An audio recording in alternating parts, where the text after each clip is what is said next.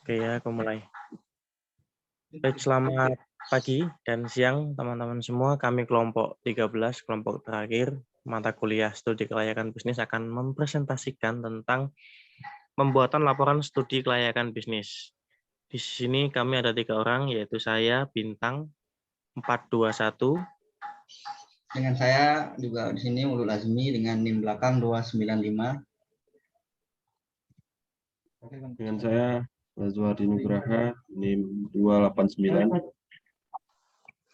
Baik, kita langsung masuk ke materi untuk menyingkat waktu. Silakan Mas, slide-nya. Slide berubah ya.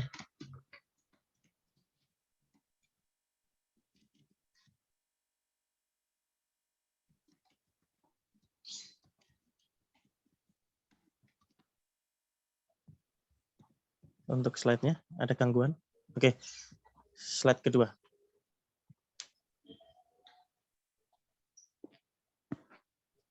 Oke, baik, di sini slide kedua ya Mas, yang pendahuluan dulu.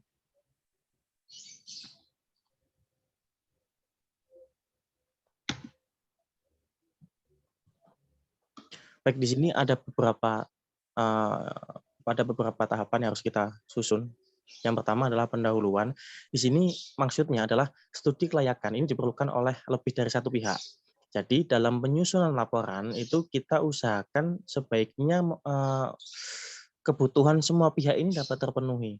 Jadi susunan kerangka laporan studi kelayakan yang berikut secara garis besar itu mencakup kebutuhan berbagai macam pihak yang berkepentingan dalam rencana investasi ini.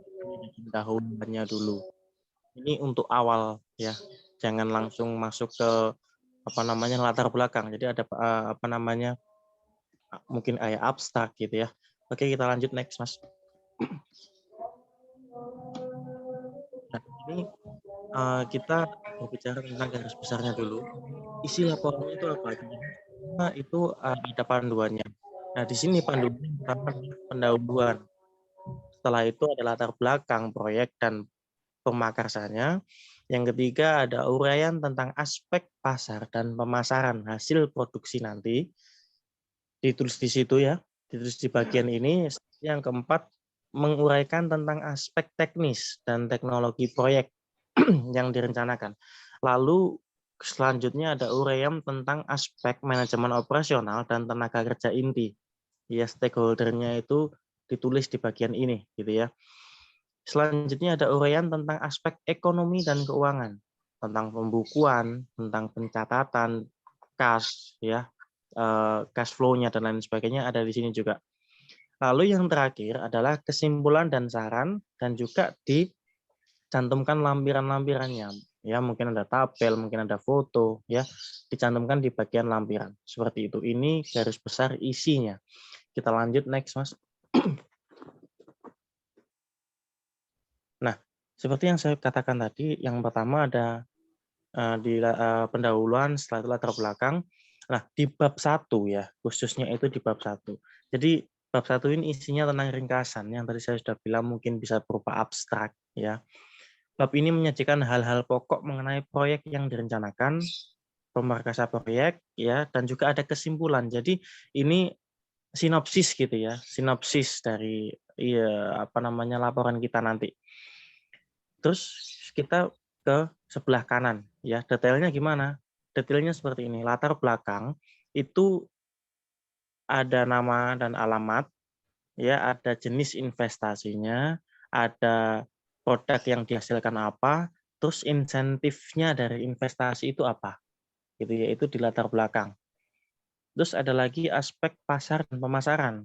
Ya, ini isinya ada tren perkembangan pemerintah, ya ada perkiraan permintaan, ya ada supply demand juga, ada juga kekuatan dan kelemahan. Ya, mungkin SWOT bisa dimasukkan di sini.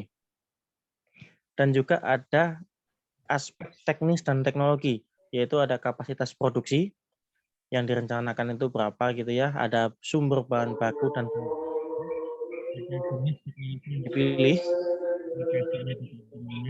planningnya, aspek manajemen gimana, aspek ekonomi dan keuangannya gimana gitu ya, serta kesimpulan dan saran juga. Baik, selanjutnya akan dijelaskan oleh teman saya, Mas Ulul Azmi. Silakan, Mas.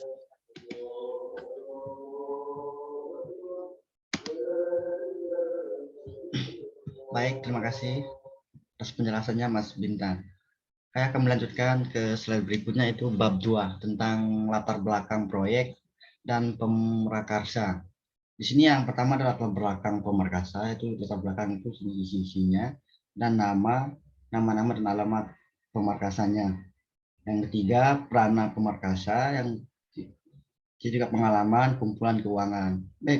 Kemampuan keuangan seperti yang dijelaskan oleh Mas Bitan tadi, kemampuan keuangan itu seperti kas atau jenis pemelajaran keuangan itulah.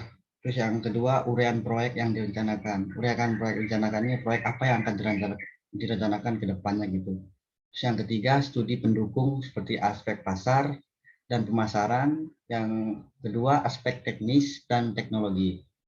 Selanjutnya, di sini ada bab 3, yaitu tentang aspek pasar dan pemasaran. Nah, di dalam bab ini disajikan proyeksi permintaan produk sejenis di masa yang akan datang, serta kemungkinan proyek dapat diperoleh bagian dari jumlah permintaan tersebut.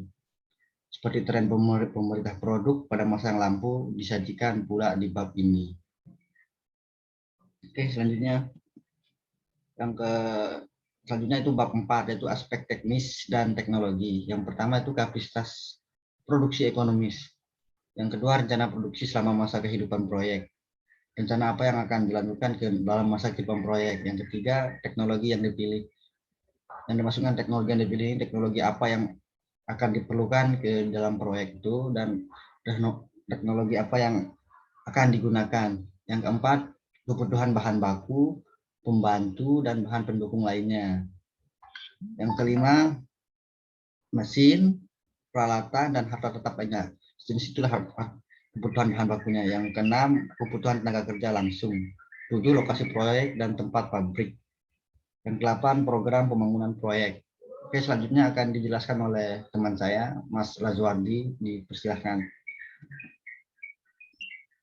Baik, selanjutnya yaitu bab 5, yaitu manajemen operasional dan tenaga inti. Jadi maksud dari manajemen ini bertugas mengatur seluruh sumber daya yang dimiliki perusahaan. Sumber daya tersebut berupa bahan baku, pekerja, mesin, dan pelengkap lainnya. Di dalam bab ini disajikan hasil evaluasi berbagai macam hal yang bersangkutan dengan kebutuhan tenaga manajemen, ahli, dan inti yang diperlukan untuk mengelola proyek. Yang pertama yaitu kebutuhan tenaga manajemen dan inti, yaitu uraian perihal struktur organisasi yang diusulkan untuk mengelola operasi proyek. Yang kedua, penjelasan perihal jumlah dan kualifikasi tenaga kerja, tenaga, manajemen, dan inti. Dan poin yang kedua, sumber tenaga kerja dan anggaran balas jasa. Ya, poin yang pertama yaitu uraian perihal sumber tenaga yang diharapkan jenis dan lamanya pendidikan tambahan. Yang kedua, anggaran tahunan balas jasa, finansial dan non-finansial. Selanjutnya,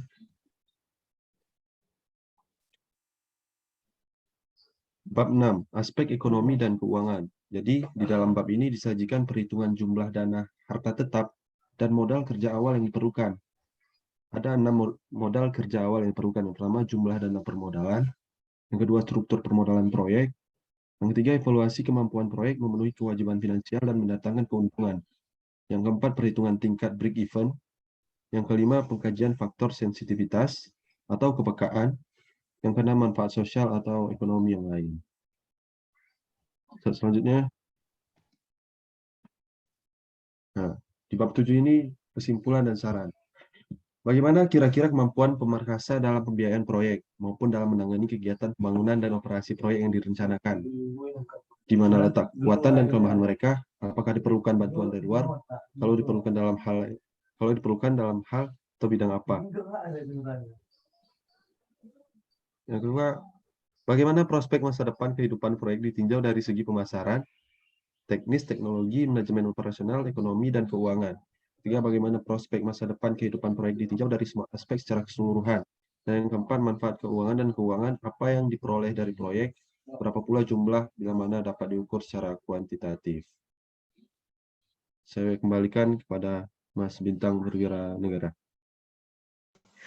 Baik, teman-teman, sekian dari presentasi kelompok 13, kelompok terakhir dari kami.